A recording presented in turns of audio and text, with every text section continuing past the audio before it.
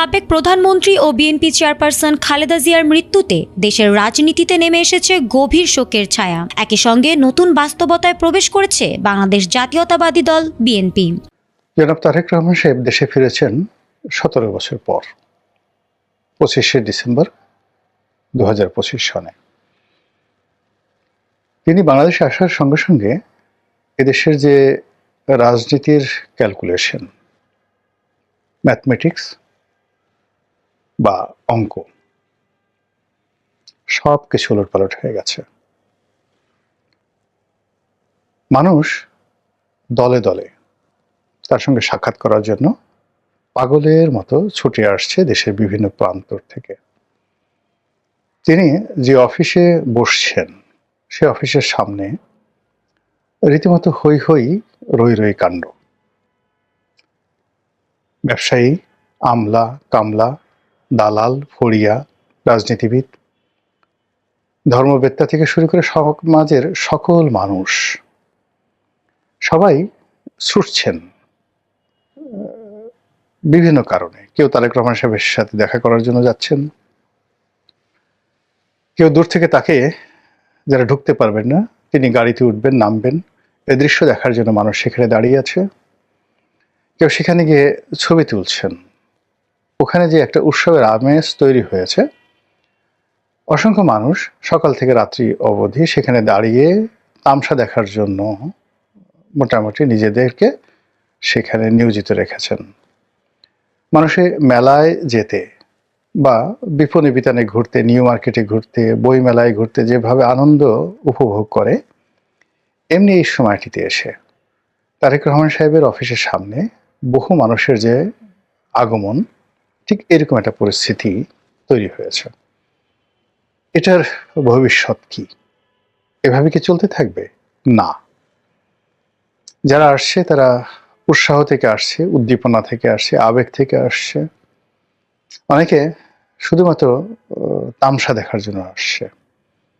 এটি 3-4 দিন পরে এটা থাকবে না, এটা বাস্তবতা। পরবর্তীতে যে পরিবেশ পরিস্থিতি হবে তাকে নিয়ে কেন্দ্র করে, সেটা হলো তার আম্মা যেভাবে ফিরোজাতে ছিলেন, তার আম্মা যেভাবে ঠিক 2017-18 সনে বিএনপির অফিসে আসতেন, বসতেন এবং মানুষজন যেভাবে স্বাভাবিকভাবে যেতেন, ওরকমই একটা অবস্থা হবে। আগামী জাস্ট অল্প কয়েকদিনের মধ্যেই এই মোহটা মানুষের কেটে যাবে। দ্বিতীয় যে বিষয়টা হলো যে তারেক রহমান সাহেবের আগমনকে কেন্দ্র করে নানা রকম হিসাব নিকাশ হচ্ছে। তিনি হঠাৎ করে এলেন কেন? কে তাকে আনলো? কে তাকে নিশ্চয়তা দিল এদেশে আসার জন্য? তিনি তো আসতে পারছিলেন না। এবং এই অল্প কয়েকদিন আগে তিনি নিজে ফেসবুকে পোস্ট করে বলেছিলেন যে তার বাংলাদেশের আগমন তার একক সিদ্ধান্তের বিষয় নয়, বহু পক্ষ এখানে জড়িত। তো সেই পক্ষগুলো হঠাৎ করে তারেক রহমান সাহেবের ব্যাপারে ইতিবাচক সিদ্ধান্ত কেন নিল? সেই পক্ষগুলো কারা? সেটা কি আমেরিকা? সেটা কি কানাডা, যুক্তরাজ্য, জার্মানি, নাকি ফ্রান্স অথবা ভারত? যারা অতিরিক্ত চিন্তা ভাবনা করেন, বিভিন্ন রকম ক্যালকুলেশন করেন, তারা এসব বিষয় নিয়ে আলোচনা করছেন। এরপর তিনি আগামীতে কিভাবে রাষ্ট্র চালাবেন, দেশ চালাবেন, এর কারণ হলো আজকের এই দিনটি পর্যন্ত। আমি এই যে ভিডিওটি করছি, এই দিনের বাস্তবতা হলো 2026 সালের এই দিনের বাস্তবতা হলো মানুষজন ধরে নিয়েছে যে তিনি আগামীর প্রধানমন্ত্রী। মানুষ ধরে নিয়েছে বিএনপি রাষ্ট্র ক্ষমতায় আসবে এবং বিএনপির তার মন্ত্রী হবে কারা, তারপর তার প্রাইভেট সেক্রেটারি কারা হবে, তিনি যখন মন্ত্রী হবেন বা প্রধানমন্ত্রী হবেন, মন্ত্রী তো নয়, তিনি প্রধানমন্ত্রী হবেন, তখন প্রধানমন্ত্রীর প্রিন্সিপাল সেক্রেটারি থাকেন, মুখ্য সচিব থাকেন, তারপরে তার পিএস থাকেন, PS1 থাকেন, APS1 থাকেন, এরপর তার একজন সেক্রেটারি থাকেন পূর্ণ সচিব পদমর্যাদার। কারা হবেন এগুলো নিয়ে রীতিমতো দর কষাকষি, লবিং শুরু হয়ে গেছে। এটাই বাস্তবতা। তারপর বিএনপি জয়লাভ করবে, শতভাগ জয়লাভ করবে, কিন্তু কত সিটে জয়লাভ করবে এটা বিএনপি ঘোষণা করছে না। বিএনপির অনেক নেতা বলছেন মিনিমাম 260টি সিট তারা পাবে। কিন্তু এখন যে অবস্থা চলছে, এরকম যদি চলতে থাকে সিটের সংখ্যা বাড়তেই থাকবে।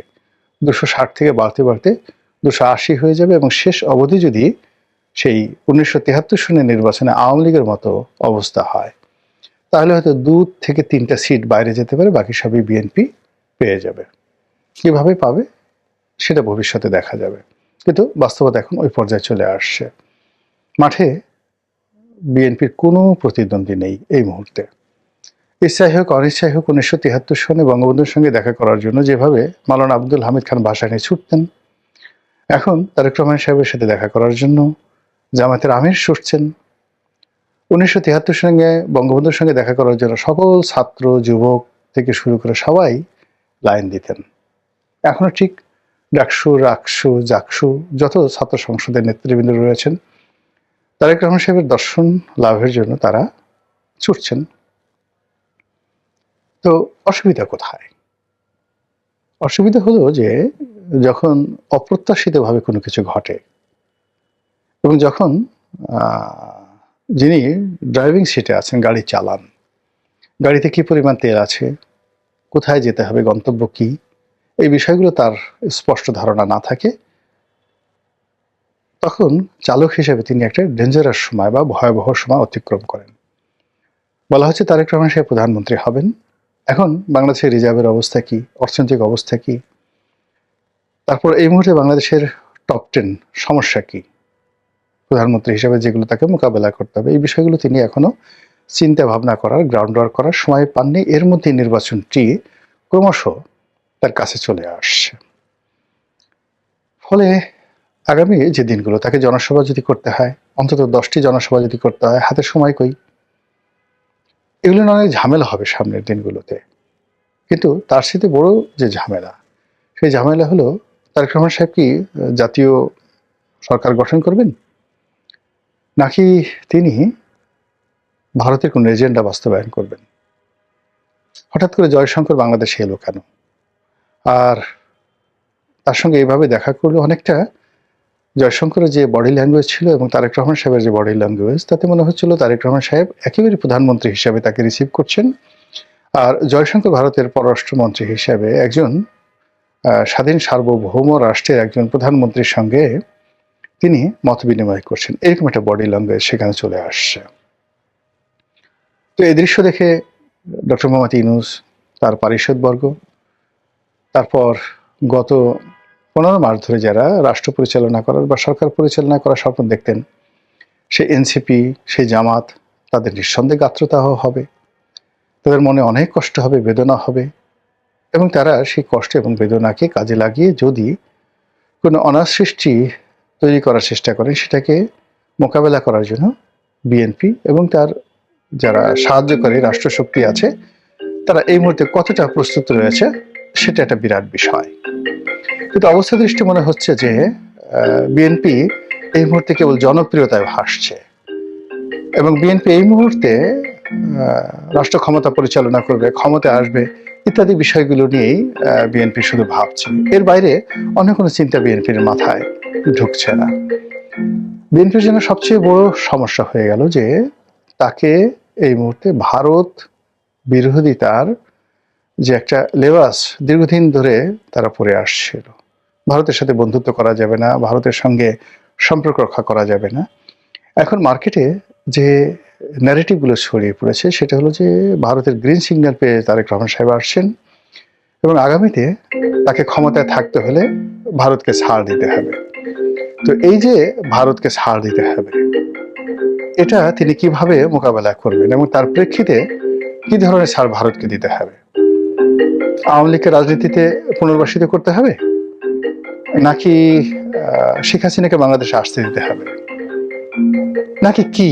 এই বিষয়গুলো নিয়ে যত বেশি আলোচনা হচ্ছে, এবং বিএনপি বিরোধী শক্তিদের যে সকল সোশ্যাল মাধ্যম রয়েছে তারা যে সকল ন্যারেটিভ প্রচার করছে, সেই ন্যারেটিভের কারণে ক্রমশ বিএনপি রাজনীতি যেভাবে জটিল হয়ে যাবে, সেটা জনাব তারেক রহমান সাহেব যদি মোকাবেলা করতে না পারেন, তার দেশে আগমন তার নিজের জন্য এবং বিএনপির জন্য একটা বুমেরাং পরিস্থিতি তৈরি করবে।